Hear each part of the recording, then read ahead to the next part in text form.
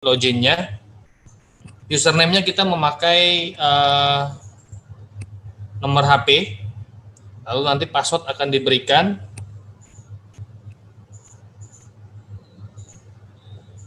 Ya, nanti setelah kita login, nah ini halamannya seperti ini, halaman awal berandanya. Jadi di sini nanti ada beberapa, di sini dashboardnya, di situ ada nama, username, last login, sampai informasi tentang device. Lalu nanti di paling kiri atas itu nanti ada untuk setting ya. Di situ bisa buat offline modenya. Jadi kalau teman-teman nanti yang dapat wilayah mungkin sinyalnya putus-putus atau memang dia agak-agak blank spot, jadi nggak usah khawatir. Nanti setelah kita bisa pakai offline mode di mana nanti kita bisa unduh datanya saat ada koneksi internet. Setelah itu turun di lapangan dalam mode offline, itu dia nggak masalah ya. Ada normal synchronize dan untuk backup restore saat nanti misalnya untuk switch device atau kita ganti handphone tapi datanya masih tetap kebawa, nanti menggunakan fitur backup restore ini.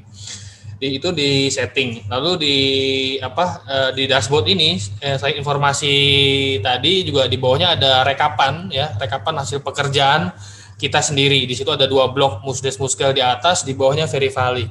Untuk yang middle class PKH ini kita men-skip proses Musdes Muskel, jadi mungkin nanti teman-teman juga fokusnya di blok Verifali aja ya. Di situ ada rekap.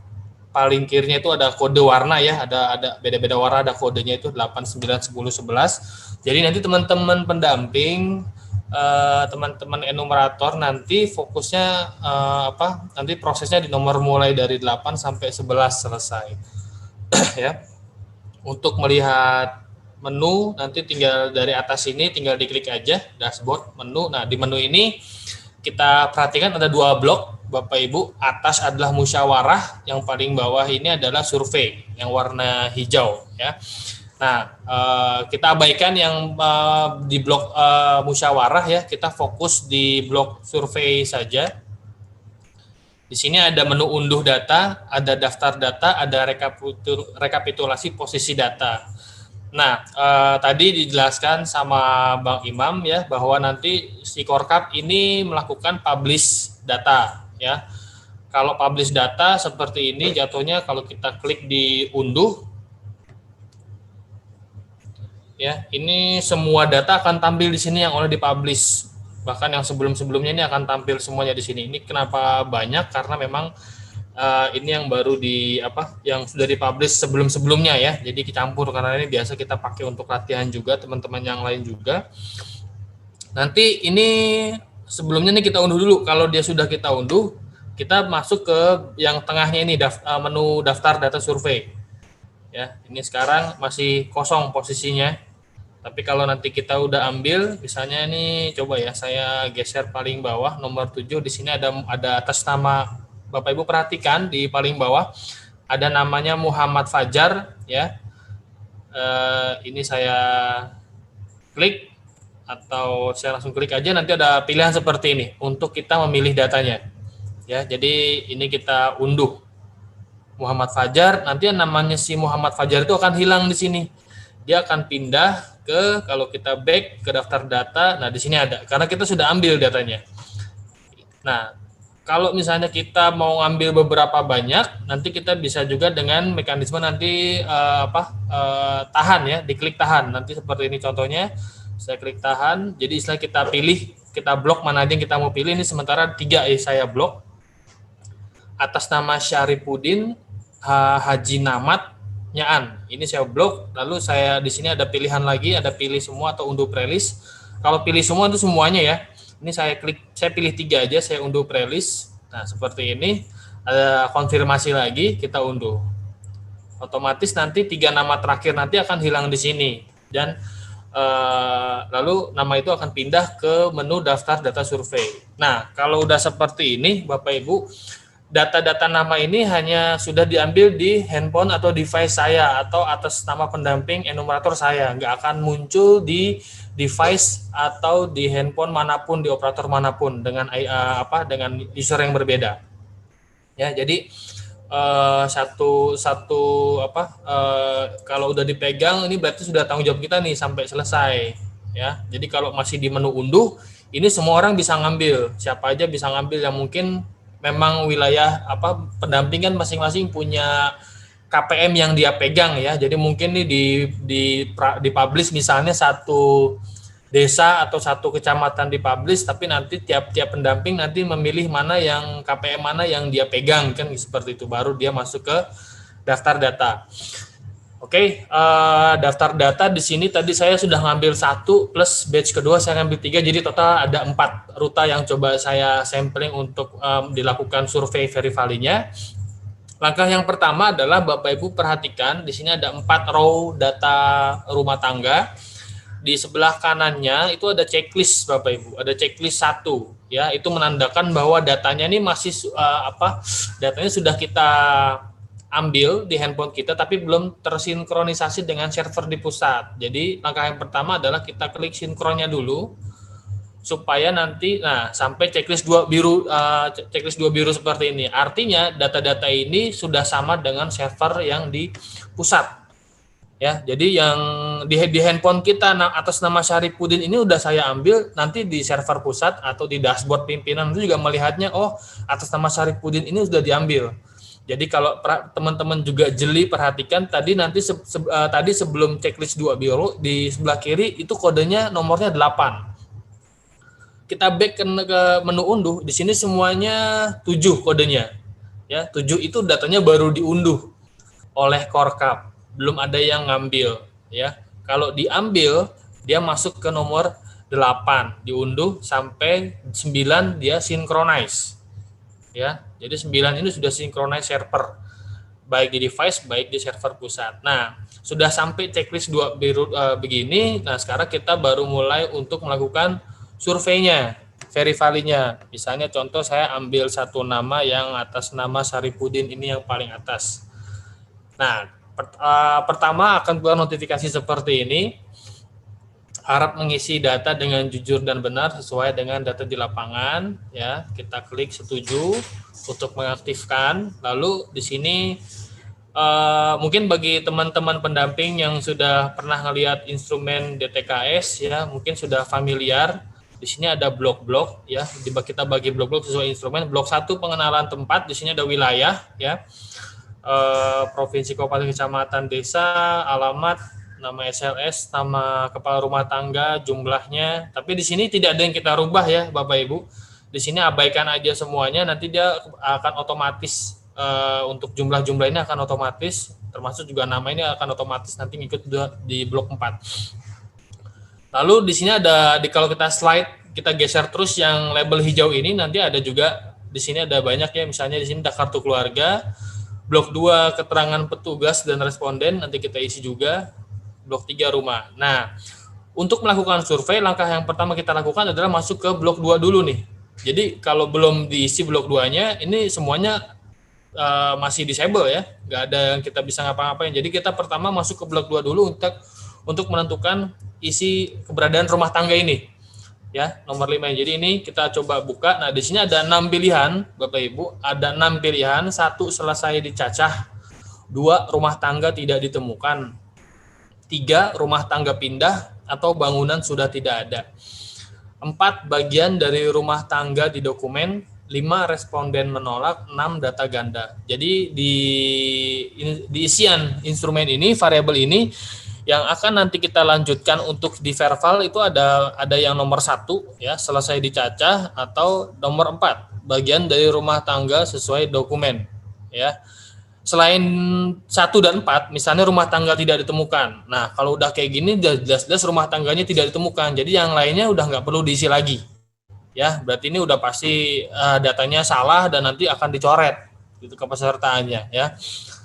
Terus juga rumah tangga pindah itu juga jelas udah hangus nilai-nilai variabelnya semua, nggak perlu diisi. Pokoknya yang non aktif selain 1 dan 4 ini kita udah nggak perlu mengisi lagi variabel-variabelnya karena dianggap non aktif, nanti akan dicoret ya. Yang menyatakan bahwa dia ini aktif adalah nomor 1 selesai dicacah dan nomor 4 ya. Umumnya kita set 1 selesai dicacah baru nanti dia kebuka nih. Nah, cuman langkah selanjutnya adalah kita ke kartu keluarga dulu. Di sini kita harus mengisi data kakaknya dia. Di rumah tangga itu ada berapa kakak ya. Misalnya dia ada based on kakak ya, bukan keluarga. Jadi kalau misalnya dia ada sebenarnya ada 2 atau 3 keluarga, tapi yang punya kakak itu cuma 1 misalnya, ya tetap dianggap satu keluarga karena kita mengikuti nomor kakak ya. Jadi pertama kita masukkan nomor kakak dulu seperti ini. Ini saya ambil contoh misal. Nah ini udah jadi dia nomor 1 kakak. Nomor 1 kakak ini nanti fungsinya untuk apa? Nanti untuk di blok 4 ya, untuk dia menentukan orang ini masuk ke keluarga yang mana. Ini karena blok 4-nya cuma ada 4 orang, saya pikir masih normal untuk 1 kakak ya. Jadi kita input 1 kakak aja cukup. Setelah itu blok 2-nya kita sudah, kita masuk ke blok 3. Nah, blok 3 di sini adalah kondisi perumahan ya, keterangan rumah. Nah, ini nanti kita melakukan pengecekan Bapak Ibu ya, yang teman-teman pendamping pengecekan lagi nih nilai-nilai variabel yang ada saat di data basics NG saat ini sudah update atau belum. Jadi mungkin barangkali ada perubahan nilai-nilai di update, tapi kalau misalnya nilainya sudah kebanyakan sudah update ya tidak usah. Jadi disesuaikan dengan kondisi real di lapangannya seperti apa ya. Saya coba satu-satu supaya nanti teman-teman nanti bisa, nanti kalau misalnya ada yang bingung nanti di resen aja, dicatat pertanyaannya, nanti kita di akhir kita jawabin ya Bapak Ibu. Sementara ini saya jelaskan dulu satu-satu, tolong perhatikan. Di paling atas di sini ada status penguasaan bangunan tempat tinggal ya. Jadi bangunan tempat tinggal rumahnya ini punya siapa ya. Saya pikir mungkin udah jelas ya, untuk maksud isiannya di sini ada milik sendiri jelas, kontrak atau sewa, bebas sewa ya. Bebas sewa itu dia tidak bayar ya, beda dengan kontrak. Terus ada rumah dinas, bangunannya dinas, punya rumah dinas ya, atau ya di luar itu lainnya. Lalu status lahannya atau tanahnya, ini milik sendiri, milik orang, tanah negara atau lain-lain. Luas lantai, nah ini tidak usah presisi sampai diukur-ukur buah meteran, nggak usah ya Bapak Ibu. Jadi sekira-kira aja, kira-kira panjangnya berapa, lebarnya berapa ya, nggak usah terlalu presisi. Jenis lantai terluas, di sini ada pilihannya mulai dari marmer, tanah ya, jadi dari yang mulai yang paling bagus sampai yang paling jelek ya. Di luar itu kalau nggak ada, di sini ada pilihan lainnya ya. Lantai, lalu dinding, di sini juga ada mulai dari tembok, anyaman bambu, kayu ya, batang kayu, bambu. Lalu jika R4A berkode 123 atau jika temboknya dindingnya adalah tembok, maka kualitasnya apa ya. Jenis atap terluas. Nah, di sini ada beberapa pilihan juga, dari mulai beton, genteng beton, keramik, metal, sampai jerami. Ya. Lalu kondisi atap seperti apa? Nah, untuk variabel Aladin ini, atap, lantai, dinding, misalnya jika ada kondisi di rumah tersebut ada mix ya, maksudnya ada campuran separuh, misalnya di dindingnya ini separuh ada yang tembok, ada yang anyaman bambu. Nah, kita seperti biasa kita ambil yang paling dominan, yang paling banyak, kira-kira komposisinya apa ya. Kalau ternyata temboknya cuma satu sisi, 3 sisi yang lain itu samping-samping belakang anyaman bambu, berarti diisi anyaman bambu, walaupun dari depan hanya kelihatan tembok ya, tapi mungkin temboknya cuma depan doang satu sisi, 3 sisi lainnya anyaman bambu, berarti kita isinya anyaman bambu. Jumlah kamar tidur ada berapa? Di sini inputan saja. Sumber air minum ya, air minumnya dia dari mana dia dapat, apakah dia air kemasan ya, beli isi ulang, ledeng ya, atau dari sumur mata air langsung diambil, air hujan dan lain-lain. Sumber penerangan utama ya, PLN, non PLN atau listrik. Di sini ada kode dayanya berapa watt, lalu nomor ID pelanggan PLN-nya ya, kalau misalnya ada atau enggak ada bisa di update ya kalau misalnya belum terisi. Lalu bahan bakar untuk memasak dia pakai apa, ada listrik, ada gas 3 kilo, lebih dari 3 kilo, minyak tanah, arang, kayu bakar dan lain-lain. Penggunaan fasilitas tempat buang air besar itu dia pakai punya siapa, untuk BAB-nya apakah dia punya sendiri, apakah dipakai bersama bareng-bareng ya. Jenis kloset apa yang apa yang jadi sekolah apa yang ada di rumahnya ya, ada pilihannya di sini, leher angsa yang ada cekungannya, ada airnya yang menggenang ya, atau ada yang model pelengsengan jadi langsung turun ke buangan ya. Terakhir, tempat pembuangan air tinja. Di sini tempat pembuangannya apakah dia punya sendiri, sepertinya ada tangki, ada saluran, lubang, atau dia buangnya kemana ya. Ini untuk kondisi blok 3 ketahanan perumahan hanya ini saja. Lanjut misalnya kita ke blok 4 ya. Kita ke blok 4, di sini adalah keterangan tentang detail individu tiap orang ya. Di sini di rumah tangga ini ada 4 orang. Kalau kita lihat KRT-nya di sini adalah Pak Syaripudin, istrinya adalah Karsinah, lalu anaknya 2, Novi Oktaviani dan Selvira Azhara. Sekarang kita buka salah satu, misalnya ini Syaripudin kita buka. Nah, ini adalah detail si Pak Syaripudin di sini. Nah, ada beberapa isian.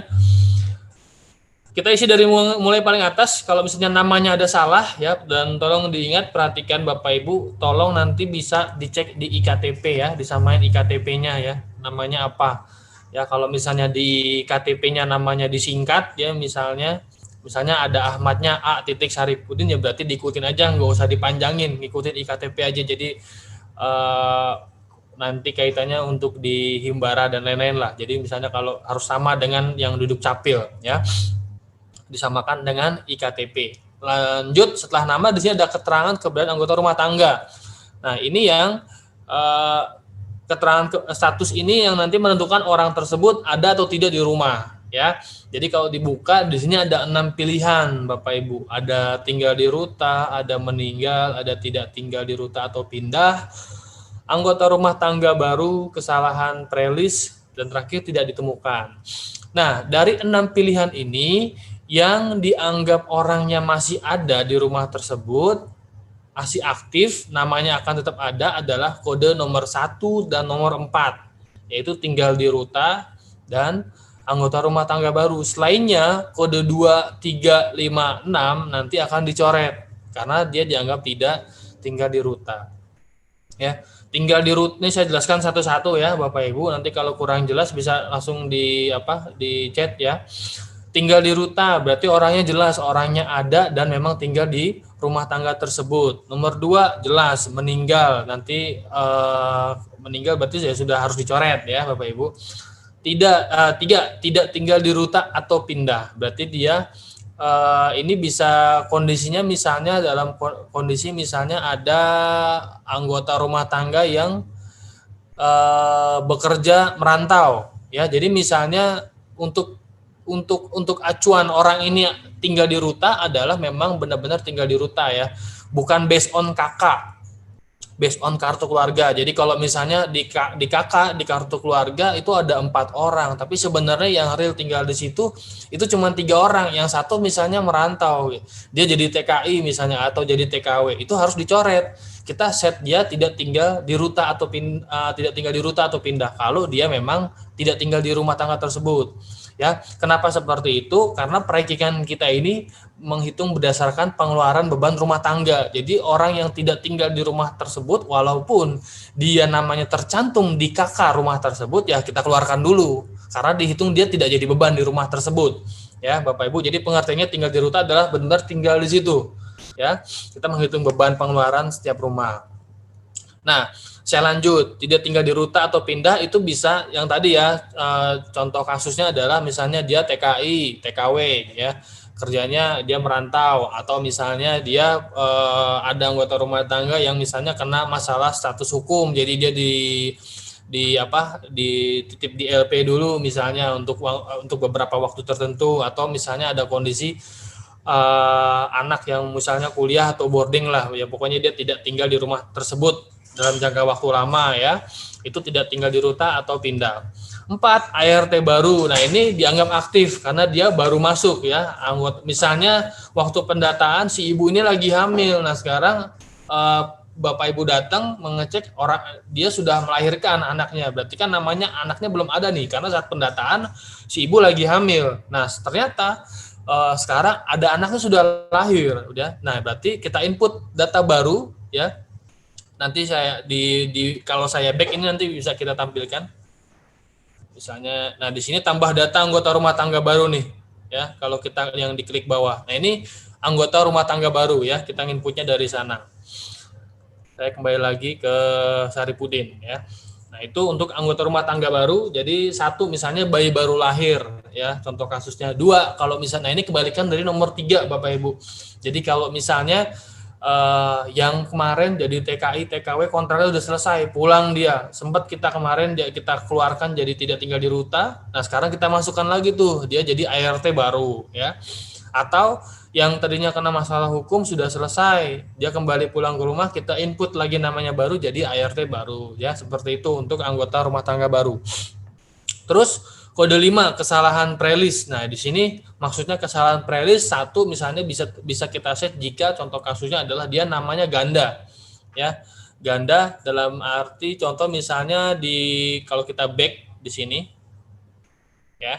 Nah, di sini ada 4 row nama nih. Ini misalnya ada satu lagi row data nama misalnya Saripudin, lalu ada Saripudin double D. Nah, ini ada 2 row data nama misalnya ya, ada 2 nanti di bawah sini. Saripudin double D. Nah, ini tapi dia merujuk ke satu orang yang sama. Nah, berarti kalau seperti itu kondisinya, yang benar yang mana? Misalnya Saripudin yang D-nya 1. Berarti yang D-nya 1 kita set dia tinggal di Ruta, terus yang salah namanya yang double D kita set dia kesalahan prelis. Jadi yang satu tetap ada, yang satu kita nonaktifkan. Itu kesalahan prelis ya, salah satu contohnya. Terakhir nomor 6 tidak ditemukan. Itu ada nama di sini misalnya katakanlah kalau kita back di sini ada satu nama misalnya Amin. Nah, tapi di rumah itu nggak ada yang namanya Amin. Tidak diketahui kok ada nama Amin, padahal di rumah ini di kakaknya juga nggak ada nama Amin. Berarti nanti kita set si atas nama Amin ini tidak ditemukan. Ya, ini untuk keterangan status keberadaan anggota rumah tangga ya. Jadi jelas ya, ada 6 status yang dianggap aktif adalah nomor 1 dan nomor 4. Selainnya nanti kita nonaktifkan atau kita coret dari anggota keluarga anggota rumah tangga tersebut. Setelah diisi, nah di sini yang wajib diisi adalah NIK ya. Di sini merah nih karena memang NIK-nya belum diisi. Sekarang kita isi misalnya seperti ini ya. Nah, untuk pengisian NIK ini juga udah kita jaga validasinya ya Bapak Ibu. Jadi ini nggak sembarangan kita bisa input random ya, karena dia udah ngeset dari mulai wilayah, tanggal, bulan, tahun lahir ya. Jadi nggak, sebentar saya cek seperti ini.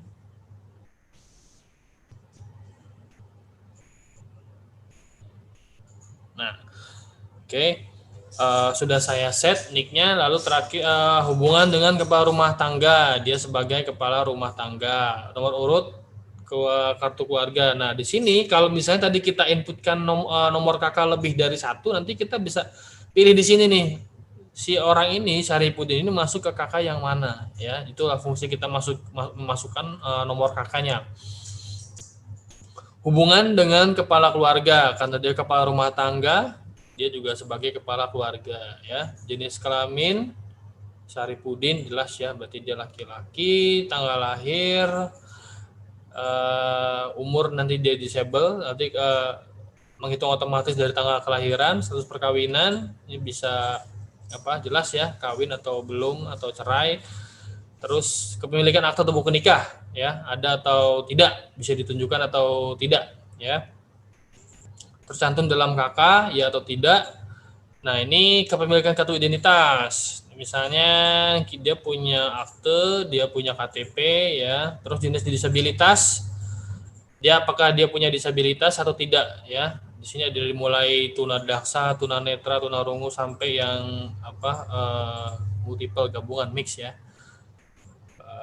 Lalu penyakit kronis. Nah, penyakit kronis ini tadi yang dibahas Pak Slamet, kalau misalnya dia ada TBC misalnya ya. Kita bisa pilih misalnya dia di sini TBC misalnya. Untuk ART 5 tahun ke atas partisipasi sekolahnya, apakah dia ini karena dia udah kepala rumah tangga ya, bapaknya dia asumsi dia sudah tidak bersekolah lagi. Jenjang pendidikan tertinggi yang atau sedang diduduki, misalnya kita set misalnya dia SMA terakhir sekolahnya tamat ya, ijazahnya juga tamat SMA sederajat. bekerja membantu selama seminggu yang lalu. Berarti ya, misalnya ya dia bekerja terakhir membantu berapa lama. Nah, membantu berapa lama ini adalah isian jumlah jam kerja dalam seminggu terakhir. Ya, misalnya dalam seminggu terakhir dia kerja 5 hari nih, Senin sampai Jumat. Satu hari dia kerja 8 jam, berarti 8 kali 5 misalnya 40, ya. Bukan minggu rata-rata ya, tapi seminggu terakhir. Lapangan usaha dari pekerjaan utama, dia di bidang apa ya? Di sini ada banyak pilihan ya. Pertanian, hortikultura perkebunan, industri, listrik, bangunan konstruksi ya, perdagangan, rumah makan, jasa dan sebagainya. Lalu status kedudukan. Nah, di sini dia apakah dia kerja sendiri atau dia kerja dia punya dibantu atau dia meng-hire orang ya, buruh dia punya atau dia sebagai PNS atau pekerja bebas ya, baik dibayar atau dibayar. Keikutsertaan program ini based on pengakuannya aja, bilang mana dia punya ya. Kalau enggak apa-apa, nggak usah di checklist, ini tidak apa-apa. Ini sampai sini selesai. Ini di paling kanan atas ini ada logo disket ya, kita simpan perubahannya ya, kita simpan perubahannya seperti ini. Nanti kalau kita udah simpan perubahannya di sini, checklistnya jadi satu nih, karena updatean kita di sini belum tersinkronis dengan server ya. Kita jadi perhatikan nih checklist satu. Nah, ini kita lakukan untuk semua setiap ART ya. Jadi kita update ya. Tadi kan sudah saya jelaskan ya. Jadi ini mungkin saya cepat saja ya, biar mungkin sudah jelas prosesnya. Jadi nanti kalau misalnya ada yang variabel yang belum terisi, nanti akan ada notifikasi mengingatkan kita bahwa wah ini belum diisi, ini wajib diisi gitu ya. Ini kita cari saja yang dia, nah yang belum diisi seperti ini ya, misalnya seperti ini. Kita save. Yang terakhir anaknya kita lihat. Oke, anggap saja tidak ada perubahan ya. Nah, ini sudah checklist satu semua ya, sudah kita update tapi belum tersinkron di pusat ya. Ini blok 4. Sekarang di sini di sebelahnya ada anak dalam tanggungan di luar rumah tangga ya. Jadi misalnya anak dalam tanggungan di luar rumah tangga, anaknya ini dia tidak tinggal di rumah tangga tersebut ya. Misalnya yang tadi saya katakan, misalnya ada anak yang dia sekolahnya mondok atau dia boarding ya di asrama. Nah, ini kita input ya, nama anaknya yang mana, NISN atau nomor KTM, kartu tanda mahasiswa ya, alamat, NIK-nya berapa, nama sekolahnya sekolah di mana, nanti kita input di sini. Lalu di blok 5 ada kepemilikan aset dan keikutsertaan program. Nah, ini nanti bisa dilihat Bapak Ibu di rumahnya dia punya apa aja ya. Semakin banyak checklistnya berarti memang dia katakanlah memang lebih sudah sejahtera. Misalnya umum dia punya lemari es ya, dia punya AC, misalnya dia punya televisi, dia punya motor ya, misalnya dia punya mobil ya, seperti ini, punya sepeda ya. Contohnya seperti ini. Lalu rumah tangga memiliki aset tidak bergerak, lahan atau rumah di tempat lain ya. Misalnya dia punya lahan di tempat lain, misalnya kayak kebun atau rumah di tempat lain, itu misalnya kayak dia punya yang rumah kontrakan ya, punya kos-kosan kontrakan ya, jadi dia nggak tempati tapi itu rumahnya dia ya. Terus jumlah ternak, jika memang dia di sini ada ternak ya, dari mulai sapi, kerbau, kuda, babi. Jadi kalau misalnya dia cuma memelihara, misalnya punya satu atau dua, terserah lah ya, nggak apa-apa ya. Ini ternak sih hitungannya mungkin bisa banyak, yang dimaksud tuh peternakan yang banyak ya. Terus di bawahnya, paling di bawah ada rumah tangga memiliki peserta program atau memiliki kartu program sebagai berikut. Ini nggak apa-apa, boleh diisi, boleh tidak ya, tidak mengapa, karena ini hanya isian based on klaimnya si di rumah tangga tersebut ya. Yang menentukan kepesertaan program kan nanti bukan orangnya. Kalau klaim doang nggak apa-apa. Lalu kalau ini kita geser lagi, berikutnya ada anggota rumah tangga yang memiliki usaha. Nah, misalnya di rumah tangga tersebut dia bapaknya Sarifudin ini dia punya usaha, misalnya kecil-kecilan, misalnya dia punya warung ya, punya warung. Terus jumlah pekerja, misalnya dia meng-hire orang nih untuk jagain warungnya misalnya.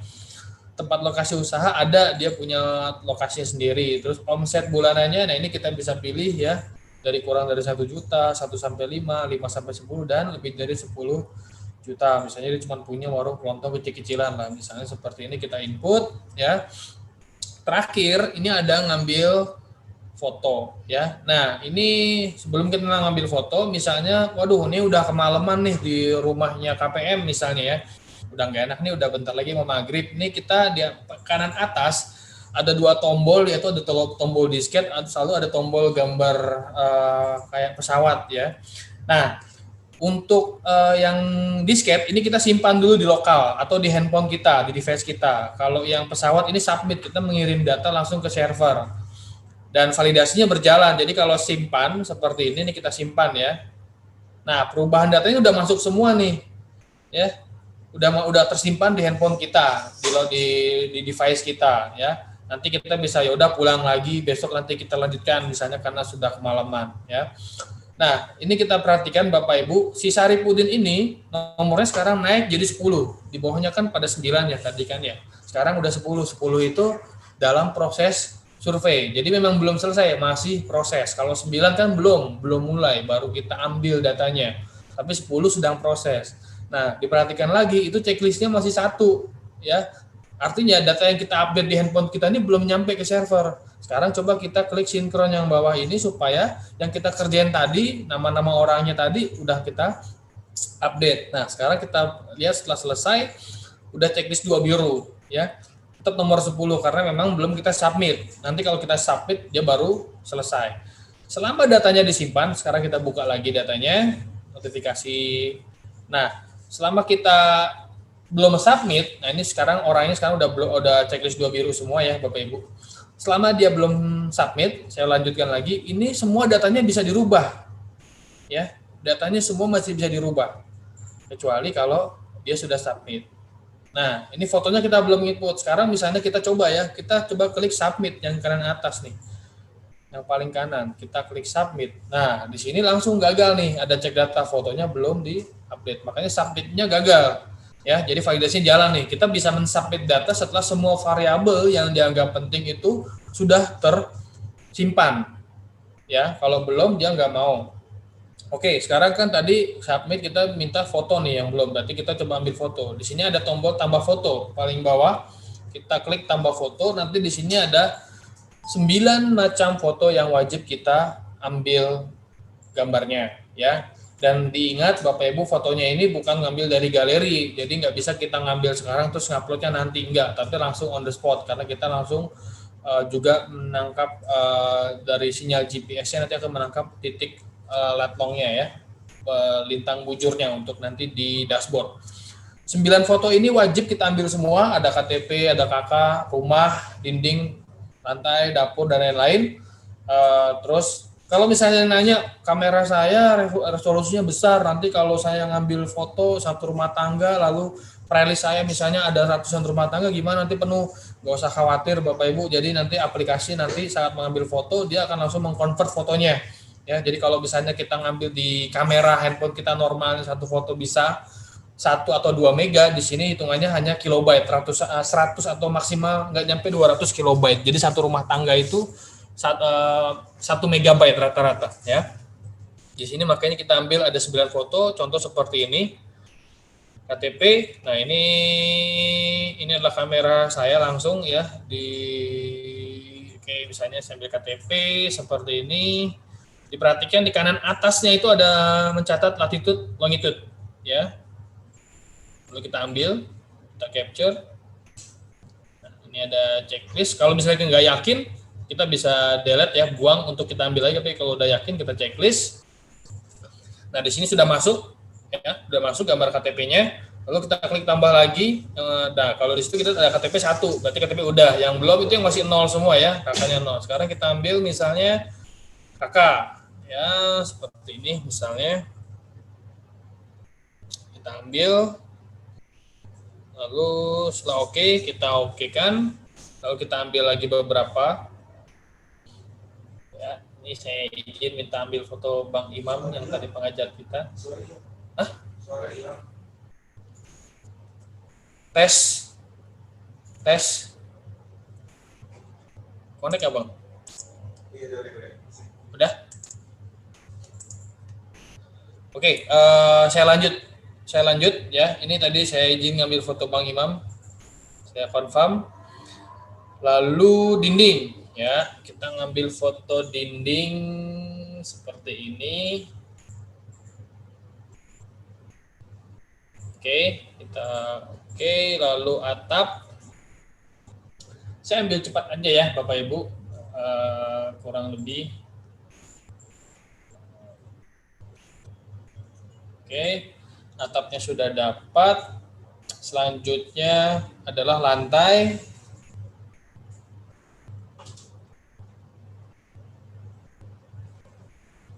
Oke, setelah lantai ada dapur ya. Dapur. Ada. Ya, misalnya lalu kloset atau jamban misalnya.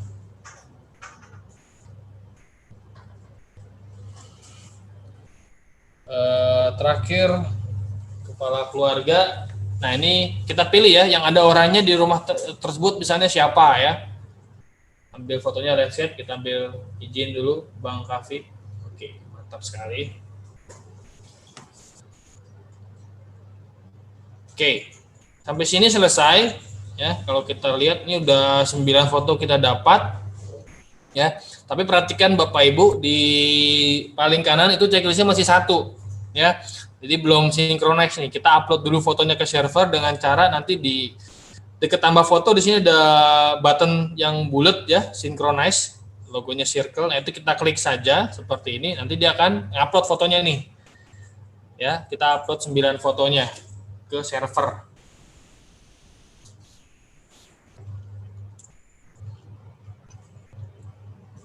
Sekarang sudah checklist 2 biru fotonya.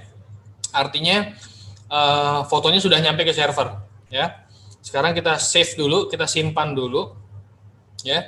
Checklist 1 atas nama sari putih ini kita sinkron lagi sampai dia checklist 2 biru. Oke, sekarang kita buka.